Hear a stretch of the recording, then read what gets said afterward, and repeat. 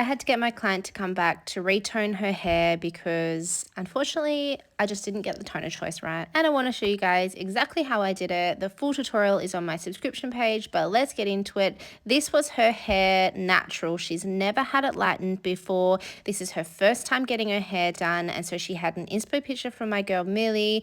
It is nice and golden blonde, but she said it's a little bit too blonde for her, so she wants a softer version of that. Now, I already thought that that was a soft color as it was, so in my mind I'm thinking, shit, she really doesn't want much. We have to do it really, really subtle, and we have to make sure that we keep it really warm because they were her two most important things. The whole time I'm foiling her hair, I'm like, should I do a foil here, or will that be too much? Should I do a tip out? Like, I was overthinking the whole thing, and I always do this when I have first time clients because obviously they want to change, but also they've never had their hair done before. So you could literally do like 6 foils in their hair and they're probably going to be like, holy shit, that's like so blonde. And you're like, no, it's not, bitch. You should see what we do. We do scalp foils all day long, back to back to back.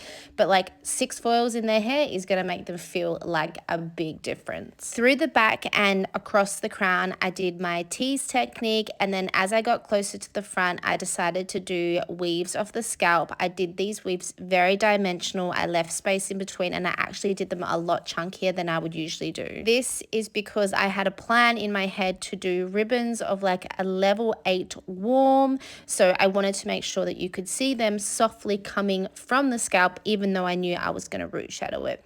I teased the foils on the side just so when she does tie her hair back, she does have them nice and soft. Okay, I'm toning at the basin. I usually do the roots and the ends separately when I'm doing a new color like this. So for my mids and my ends, actually, I'm just going to do the full subscription video and tell you all the formulas there. But I can tell you my roots. My roots were 6.03 in the core color with 1%, and we were really happy with the roots. So I got that toner right. However, the ends, it was about here that I was like, oh, they're like not as gold as what I thought that they would have been. They're like still a little bit creamy, but I still thought that I would dry it off and it would be fine. Make sure you blend your root shadows with your brushes, guys. Please, it is the most important tip that I can give you. No, it's not going to drag the color down the mid lengths. We dried it off. The cut is not mine, but let's just get past that.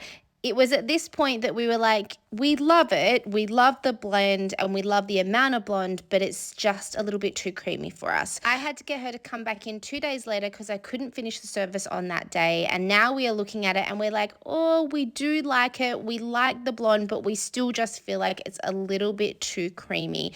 So I'm coming in and retoning. Tell me why this went purple.